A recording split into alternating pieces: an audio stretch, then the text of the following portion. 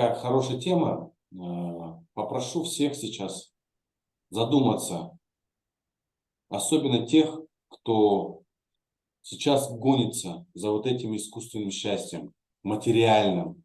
Деньги, деньги, там, заводы, успешные бренды и так далее.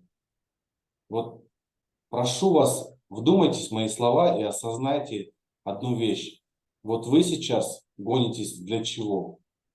Вот вы хотите иметь больше, одна машина, нет, надо две, вот вы две покупаете машины, у вас дом большой, у вас хорошая одежда, но денег еще, еще, еще, вы кушаете в ресторанах каждый день, у вас уже миллионы есть, вы дальше гонитесь. Для чего? Я понимаю, я даже слышу ответы. Я оставлю своим потомкам, я сделаю им беззаботную жизнь, чтобы они жили в счастье и так далее. А вот здесь я скажу, вы понимаете, что вы у них забираете их жизнь. Вы просто отнимаете у них их качество жизни. У них теряться будет смысл, у них не будет стремления, у них не будет саморазвития. И вы своим пониманием забираете у них жизнь. Вы делаете им хуже. Я знаю, откуда это шло, в ваши головы вливалось.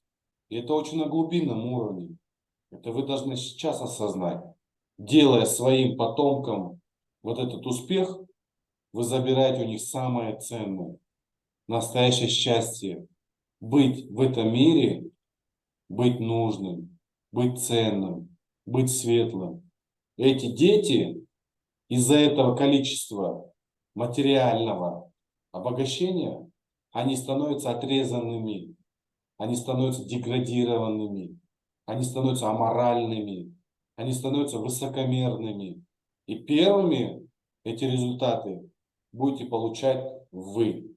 Осознайте это. Ко мне очень много людей приходит, состоятельных людей, которые гонятся за счастьем. Один элементарный пример расскажу.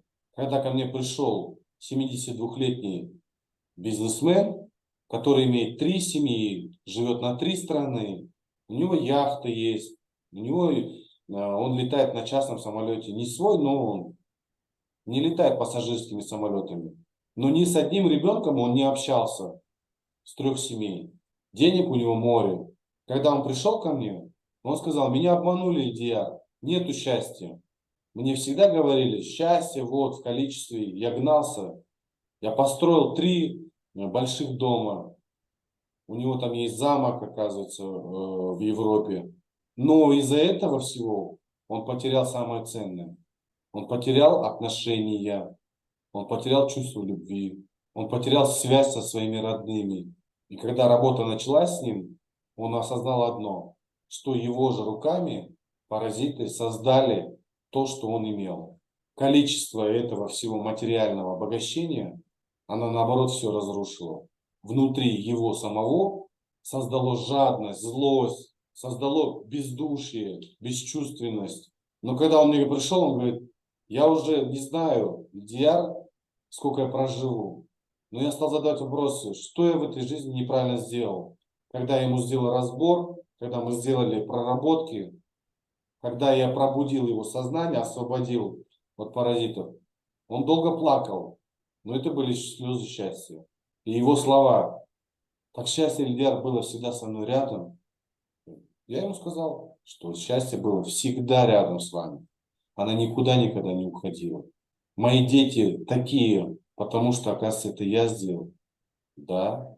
Вернее, не вы, а вашими руками, вашей силой.